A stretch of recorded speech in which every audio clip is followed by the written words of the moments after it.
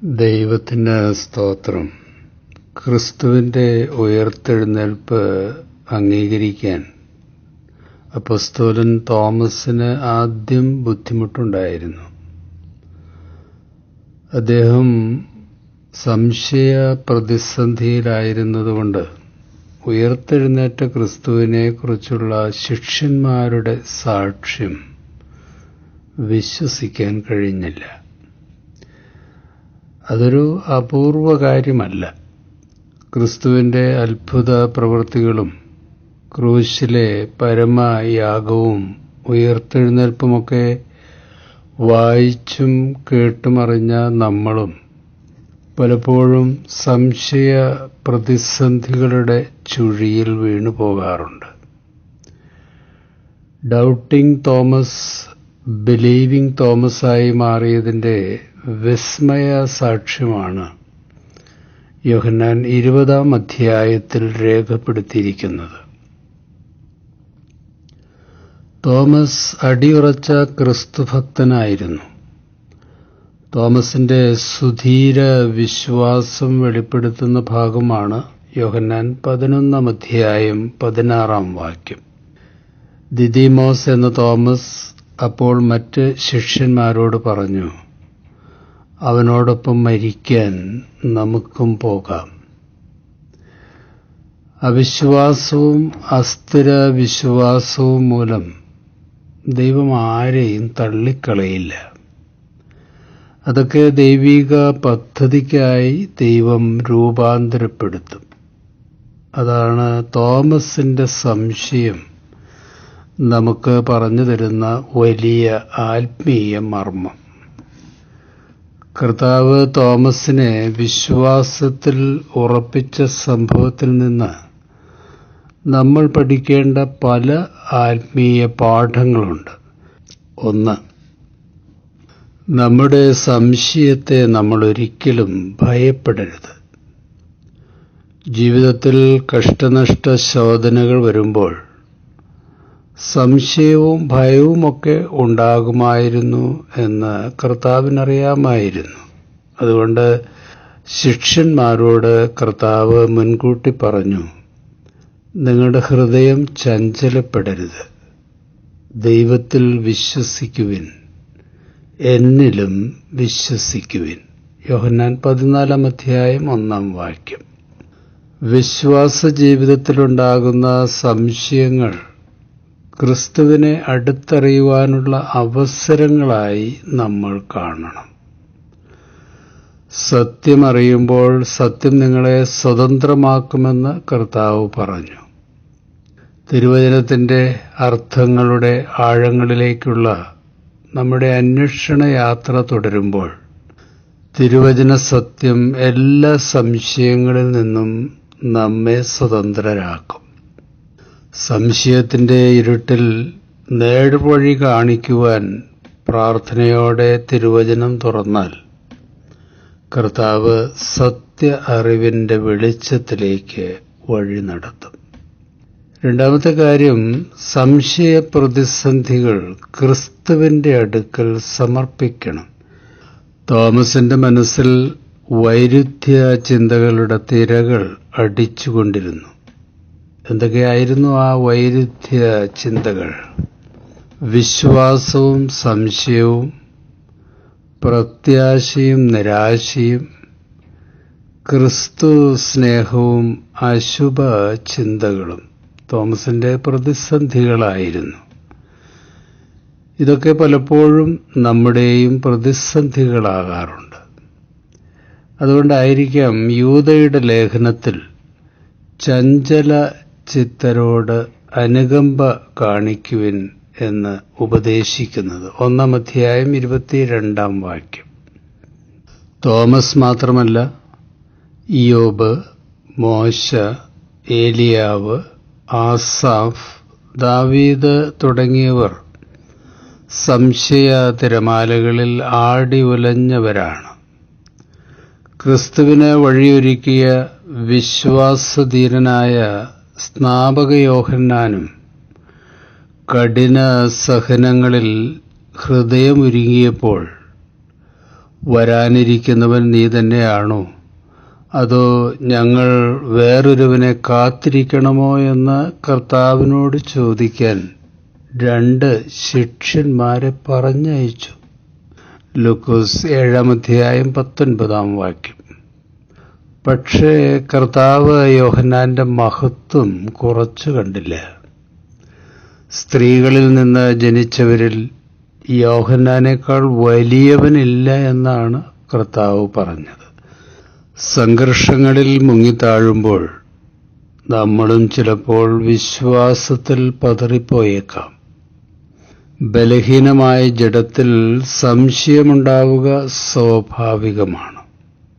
പക്ഷേ വഴിതെറ്റിപ്പോകാതിരിക്കാൻ നമ്മൾ സൂക്ഷിക്കണം. നമ്മൾ പൊടിയാണെന്നറിയാവുന്ന കർത്താവ് നമ്മെ വിശ്വാസത്തിൽ ഉറപ്പിക്കും. വാർദ്ധക്യത്തിൽ രോഗക്കിടക്കയിലായിരുന്ന സെമിനാരി അധ്യാപകനെ സന്ദർശിക്കുവാൻ ശിഷ്യന്മാർ ചെന്നു. അദ്ദേഹം അപ്പോൾ വളരെ നിസ്സഹായ അവസ്ഥയിലായിരുന്നു. തനിച്ചാണ്. കൈകാലുകളുടെ ചലനം നഷ്ടപ്പെട്ടു. ബെഡ് സോറിന്റെ വേദന വളരെ ദുസ്സഹമായിരുന്നു. അദ്ദേഹം തന്റെ ശിഷ്യന്മാരോട് പറഞ്ഞു, നിങ്ങളെ ഞാൻ പഠിപ്പിച്ച ഡിവൈൻ പ്രോവിഡൻസ്, ദിവ്യ പരിപാലനം തെറ്റായിരുന്നു എന്ന് ഇപ്പോൾ എനിക്ക് തോന്നുന്നു. എൻ്റെ കഷ്ടതയിൽ കർത്താവിൻ്റെ കരുതലൊന്നും എനിക്കുണ്ടാകുന്നില്ല. അപ്പോൾ ഒരു ശിഷ്യൻ പറഞ്ഞു, സാർ, അങ്ങയുടെ അവസാനത്തെ ക്ലാസ്സിൽ ഫിലിപ്പിയ ലേഖനത്തിലെ വാക്യങ്ങളിൽ നിന്നും ഞങ്ങൾക്ക് നൽകിയ ഫെയർവെൽ മെസ്സേജ് ഞങ്ങളെ വല്ലാതെ മോട്ടിവേറ്റ് ചെയ്തിരുന്നു. അത് ഇന്നും ഇപ്പോഴും ഞങ്ങൾക്ക് പ്രചോദനമാണ്. ഒന്നിനെക്കുറിച്ചും ആകുലരാകേണ്ട. പ്രാർത്ഥനയിലൂടെയും അപേക്ഷയിലൂടെയും കൃതജ്ഞതാസ്തോത്രങ്ങളോടെ നിങ്ങളുടെ യാചനകൾ ദൈവസന്നദ്ധിയിൽ അർപ്പിക്കുവിൻ. അപ്പോൾ നമ്മുടെ എല്ലാ ധാരണയെയും അതിലംഘിക്കുന്ന ദൈവത്തിൻ്റെ സമാധാനം നിങ്ങളുടെ ഹൃദയങ്ങളെയും ചിന്തകളെയും യേശുക്രിസ്തുവിൽ കാത്തുകൊള്ളും. അതായിരുന്നു അവിടുന്ന് ഞങ്ങൾക്ക് നൽകിയ ബൈബിൾ സമ്മാനം. അല്പനേരത്തെ മൗനത്തിന് ശേഷം അദ്ദേഹം ആ വാക്യം ആവർത്തിച്ചു. എന്നിട്ട് പറഞ്ഞു, താങ്ക്സ് മക്കളെ, ഇപ്പോൾ മനസ്സ് ശാന്തമായി. ഈ തിരുവചനത്തിൻ്റെ ശക്തിയിൽ നിത്യത വരെ ഞാൻ സന്തോഷത്തോടെ യാത്ര തുടരും. ശക്തനാക്കുന്നവൻ മുഖാന്തരം ശക്തനാക്കപ്പെടാൻ നിങ്ങൾ ഓർമ്മിപ്പിച്ച ഈ തിരുവചനം സഹായകമായി.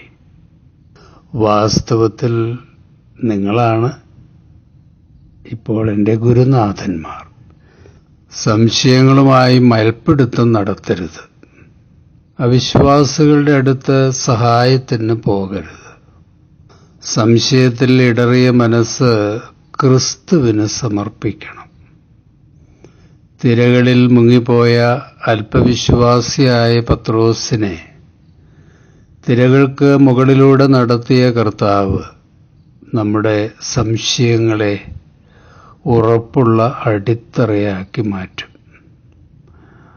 മൂന്നാമത്തെ കാര്യം, നമ്മുടെ സംശയത്തിൽ നമ്മൾ സത്യസന്ധരായിരിക്കണം എന്നുള്ളതാണ്. ക്രിസ്തുവിൻ്റെ പുനരുത്ഥാനത്തെപ്പറ്റി തോമസ് മാത്രമല്ല സംശയിച്ചത്. മത്തായി 28:16-17 വാക്യങ്ങൾ. യേശു നിർദ്ദേശിച്ചതുപോലെ 11 ശിഷ്യന്മാരും ഗലീലയിലെ മലയിലേക്ക് പോയി. അവനെ കണ്ടപ്പോൾ അവർ അവനെ ആരാധിച്ചു. എന്നാൽ ചിലർ സംശയിച്ചു. തോമസ് മാത്രമാണ് തൻ്റെ സംശയം തുറന്നു പറഞ്ഞത്. അത് അദ്ദേഹത്തിൻ്റെ സത്യസന്ധത വെളിപ്പെടുത്തുന്നു. സംശയവും അവിശ്വാസവും തമ്മിൽ വളരെ വ്യത്യാസമുണ്ട്. ശരി തെറ്റുകൾക്കിടയിലുള്ള മനസ്സിന്റെ ചാഞ്ചാട്ടമാണ് സംശയം. എന്നാൽ തിരുവചനം വിശ്വസിക്കാനും അനുസരിക്കാനും തയ്യാറില്ലാത്ത നിർബന്ധ ബുദ്ധിയാണ് അവിശ്വാസം. ഈ രണ്ട് ആത്മീയ രോഗങ്ങളും കർത്താവ് സുഖപ്പെടുത്തും. അതിന് സ്വയനീതീകരണം ഉപേക്ഷിച്ച് കർത്താവിൻ്റെ അടുത്ത് മകന്റെ സൗഖ്യത്തിനായി വന്ന പിതാവിനെ പോലെ നമ്മൾ അപേക്ഷിച്ചാൽ മതി. മർക്കോസ് 9:23-24 വാക്യങ്ങൾ. യേശു പറഞ്ഞു, കഴിയുമെങ്കിലെന്നോ, വിശ്വസിക്കുന്നവന് എല്ലാ കാര്യങ്ങളും സാധിക്കും. ഉടനെ കുട്ടിയുടെ പിതാവ് വിളിച്ചു പറഞ്ഞു, ഞാൻ വിശ്വസിക്കുന്നു. എൻ്റെ അവിശ്വാസം പരിഹരിച്ച് എന്നെ സഹായിക്കണമേ. നമുക്ക് ഈ സംഭവത്തിൽ നിന്ന് മനസ്സിലാക്കാനുള്ള നാലാമത്തെ പാഠം, സംശയങ്ങളെ വിശുദ്ധീകരിച്ച് വിശ്വാസമാക്കി മാറ്റാൻ കർത്താവിനോട് നമ്മൾ പ്രാർത്ഥിക്കണം. നമ്മുടെ മനസ്സിൽ രാത്രിയിലെ ഭയവും പകൽ പറക്കുന്ന അസ്ത്രവും ഇരുട്ടിൽ സഞ്ചരിക്കുന്ന മഹാമാരിയും ഉച്ചയ്ക്ക് നശിപ്പിക്കുന്ന സംഹാരവുമാകുന്ന സംശയ ചിന്തകളെ സാത്താൻ തൊടുത്തുവിടും. അതിൻ്റെ പിന്നിൽ അവന് പല ദുഷ്ടലക്ഷ്യങ്ങളുണ്ട്. ദൈവീക ശക്തിയിലും തിരുവചനത്തിലുമുള്ള വിശ്വാസത്തിൻ്റെ അടിത്തറ ഇളക്കാൻ, കുടുംബ ദാമ്പത്യ ബന്ധങ്ങളിൽ പ്രതിസന്ധിയുണ്ടാക്കാൻ, സഭയിലും സമൂഹത്തിലും കലഹങ്ങളുണ്ടാക്കാൻ, അങ്ങനെ പലതരത്തിലുള്ള ദുഷ്ട മോട്ടീവുകൾ. എത്രയോ കുടുംബ ദാമ്പത്യ ബന്ധങ്ങളാണ് സംശയത്തിൻ്റെ മിസൈലേറ്റ് തകർന്നു പോയിട്ടുള്ളത്. മോഷ്ടിക്കുവാനും കൊല്ലാനും നശിപ്പിക്കുവാനുമാണ് കള്ളൻ വരുന്നത് എന്ന കർത്താവിൻ്റെ വാക്കുകൾ വളരെ ശ്രദ്ധേയമാണ്. യോഹന്നാൻ 10:10 ജീവിത സഹനങ്ങളെ വിശുദ്ധീകരണത്തിനും വിശ്വാസ സ്ഥിരതയ്ക്കുമായി ദൈവം പ്രയോജനപ്പെടുത്താറുണ്ട്. അതുപോലെ സംശയങ്ങളെയും കർത്താവിൻ്റെ മുമ്പിൽ സമർപ്പിച്ചാൽ അവനത് വിശുദ്ധീകരിച്ച് നന്മയ്ക്കായി രൂപാന്തരപ്പെടുത്തും. ഇക്കാര്യത്തിൽ ക്രിസ്തുവാണ് നമ്മുടെ മാതൃക. ദൈവതിരുനാമം മാത്രം മഹത്വപ്പെടണമെന്നായിരുന്നു മനുഷ്യപുത്രന്റെ ആഗ്രഹം. അതുകൊണ്ട് സാത്താൻ ഉയർത്തിയ സംശയ പ്രലോഭനങ്ങളെ നന്മയ്ക്കായി ദൈവം രൂപാന്തരപ്പെടുത്തി. തിരുവചനത്തിന് വിരുദ്ധമായ ചിന്തകളും സംശയങ്ങളും മനസ്സിൽ വരുമ്പോൾ അവയെ വിശ്വാസമാക്കി മാറ്റി വിശുദ്ധീകരിക്കാൻ കർത്താവിനോട് നമ്മൾ പ്രാർത്ഥിക്കണം. സംശയവുമായി നമ്മൾ മല്ലടിച്ച് തളരരുത്. അവിശ്വാസിയാകാതെ വിശ്വാസിയാവുക എന്ന് കർത്താവ് പറഞ്ഞപ്പോൾ തോമസ് പറഞ്ഞു, എൻ്റെ കർത്താവും എൻ്റെ ദൈവവുമേ. അതെ, തോമസിൻ്റെ മാനസാന്തരവും വിശ്വാസ പ്രഖ്യാപനവും അവൻ്റെ സംശയത്തേക്കാൾ വലുതായി. ദൈവത്തിന് സ്തോത്രം. കർത്താവ് നേരിട്ട് ഇടപെട്ടപ്പോൾ തോമസ് സംശയത്തിൻ്റെയും അവിശ്വാസത്തിൻ്റെയും പ്രതിസന്ധികളിൽ നിന്ന് വിമോചിതനായി. ക്രിസ്തു വിശ്വാസത്തിൽ ഉറപ്പിക്കപ്പെട്ട തോമസ് വിസ്മയ സാക്ഷിയായി പ്രതികൂലതകളെ അതിജീവിച്ച് ഇന്ത്യയിലെത്തി. സുവിശേഷത്തിനു വേണ്ടി സുധീര രക്തസാക്ഷിയായി. ജീവിത പ്രതിസന്ധികളിൽ സംശയത്തിൻ്റെ കരിനിഴൽ മനസ്സിൽ പരക്കുമ്പോൾ നമ്മളും പറയണം, my Lord and my God. അപ്പോൾ പ്രത്യാശയുടെയും ആത്മവിശ്വാസത്തിൻ്റെയും പ്രകാശം മനസ്സിൽ പരക്കും. ക്രിസ്തുവാകുന്ന വിശ്വാസത്തിൻ്റെ പാറയിൽ അവൻ നമ്മെ കാലുറപ്പിച്ച് നിർത്തും. രോഗബാധിതമായ സംശയം അപകടകാരിയാണ്. പ്രിയപ്പെട്ടവരും അയൽക്കാരുമൊക്കെ ശത്രുക്കളും വഞ്ചകരുമാണെന്നുള്ള യുക്തിരഹിതമായ ചിന്ത മനസ്സിൻ്റെ സ്വസ്ഥത നശിപ്പിക്കും. മെഡിക്കൽ സപ്പോർട്ട് ആവശ്യമായ എമർജൻസി സാഹചര്യമാണ് ഇത്. കർത്താവിൻ്റെ ആണിപ്പാടുള്ള കരങ്ങൾക്കുള്ളിൽ ആശ്രയം നേടുകയും മാനസികാരോഗ്യ വിദഗ്ധരുടെ മാർഗനിർദ്ദേശം സ്വീകരിക്കുകയും ചെയ്യുമ്പോൾ തെറ്റിദ്ധാരണയുടെയും ഭയത്തിൻ്റെയും രാത്രി മാഞ്ഞുപോകും. ശാന്തിയും സമാധാനവും സുരക്ഷിതബോധവും ലഭിക്കും. വിശ്വാസത്തിൽ ഇടർച്ചയും സംശയങ്ങളുമൊക്കെ ഉണ്ടാകുമ്പോൾ വിശ്വാസത്തിൻ്റെ നായകനും പൂർത്തിയാക്കുന്നവനുമായ ക്രിസ്തുവിൽ നമ്മൾ അഭയം തേടണം. സാത്താൻ പാറ്റുമ്പോൾ നമ്മുടെ വിശ്വാസം ഇടറിപ്പോകാതിരിക്കാൻ നമുക്ക് വേണ്ടി നിരന്തരം പ്രാർത്ഥിച്ചുകൊണ്ടിരിക്കുന്ന മധ്യസ്ഥനായ കർത്താവ് നമുക്ക് സ്വർഗത്തിലുണ്ട്. ദൈവത്തിന് സ്തോത്രം. യൂദയുടെ ലേഖനം 24-25 വാക്യങ്ങൾ.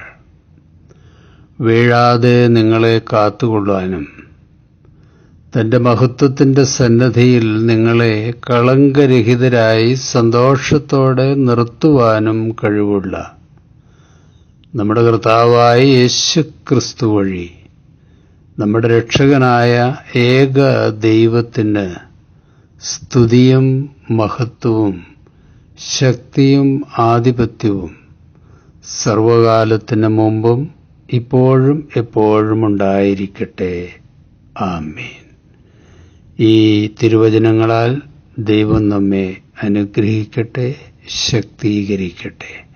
ശുഭാശംസകളോടെ എ പി ജോർജച്ചൻ.